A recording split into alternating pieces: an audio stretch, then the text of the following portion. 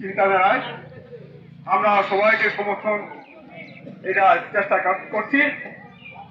আমি একটা প্রতিবেদন তীব্রমতা সমর্থিত সংখ্যালঘু জনগোষ্ঠীর একটি যৌথ প্রতিবেদন এটা পড়ে শোনাচ্ছি।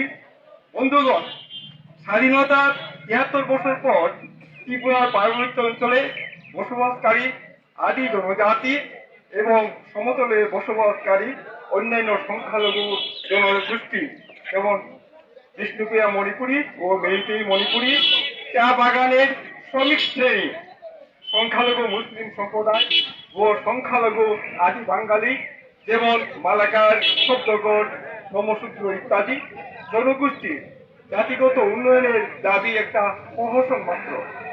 বাস্তবে বিভিন্ন রাজনৈতিক অধিকাংশ নেতৃবৃন্দ কেবলমাত্র ব্যক্তিগত রাজনৈতিক ক্ষমতা ও অর্থলোভের দৃষ্টিতে আমাদের প্রলোভিত করে তাদের তাবেদার করে রেখেছে এবং ব্যক্তি স্বার্থ চরিতার্থ করে চলেছে।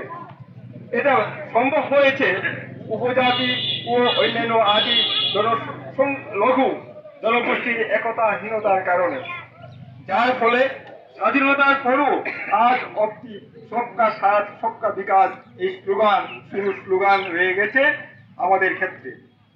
ক্ষুদ্র অনুন্নত আদি জনগোষ্ঠীর সামাজিক অস্তিত্ব বিপন্ন কেবলমাত্র বৃহত্তম রাজনৈতিক ক্ষমতাবান ব্যক্তিদের ব্যক্তি লালসার জন্য। তাই এই আদি জনসমাজের অস্তিত্ব রক্ষা করতে হলে নিজেদের মধ্যে মতভেদ ভুলে সংঘবদ্ধ হওয়া একান্ত প্রয়োজন। আমরা দেখেছি পার্বত্য জনজাতি সমাজ পূর্বে ত্রিপুরাতে সংখ্যাগরিষ্ঠ ছিল, আজ এরা সংখ্যা লঘিষ্ঠে পরিণত হয়েছে এবং নিজেদের 19টি সম্প্রদায়ের মধ্যে অনৈক্য, বিভেদ, রাজনৈতিক অস্থিরতা সৃষ্টি করে নিজের দেশে সাংবিধানিক নৈতিক দাবি আদায়ে ব্যর্থ হয়েছে।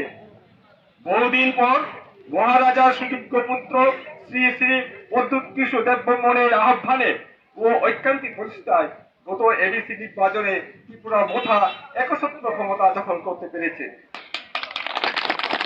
বর্তমান রাজনৈতিক চারিত্রিক দৃষ্টিতে একমাত্র এই মহারাজা নেই, অতীত ব্যক্তি মহারাজা। উনি সমস্ত প্রজাদের সার্বিক উন্নয়নে বার্তা নিয়ে নির্লস প্রয়াস চালাচ্ছেন। মহারাজার মতো ব্যক্তিত্ব ও নেতৃত্ব এই ত্রিপুরার সমস্ত অনুন্নত জাতি গোষ্ঠীকে একতাবদ্ধ হয়ে উন্নয়নের দিকে এগিয়ে যাওয়া সম্ভব। ভোটের রাজনীতিতে বড় বড় নেতৃবৃন্দ বড় বড় কথা বলে প্রলোভিত করে, বাস্তবে ভোটের পর তাদের কোনো সন্ধান পাওয়া যায় না।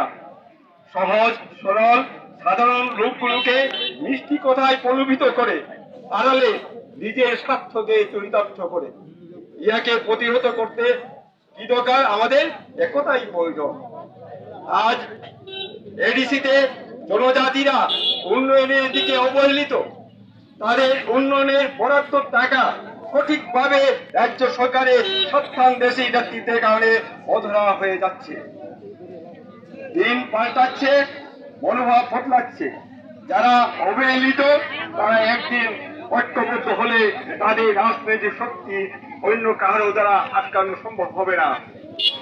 তাই এই মহারাজার সুযোগ্য নেতৃত্বের ছায়াতলে ত্রিপুরা ভাষার আঞ্চলিক এক নজিরবিহীন রাজনীতির শীর্ষ ক্ষমতায় অধিকার করতে যাচ্ছে। এতে আমরা যারা অবহেলিত সংখ্যালঘু আদি বসবাসকারী বিষ্ণুপ্রিয়া ও মেইতেই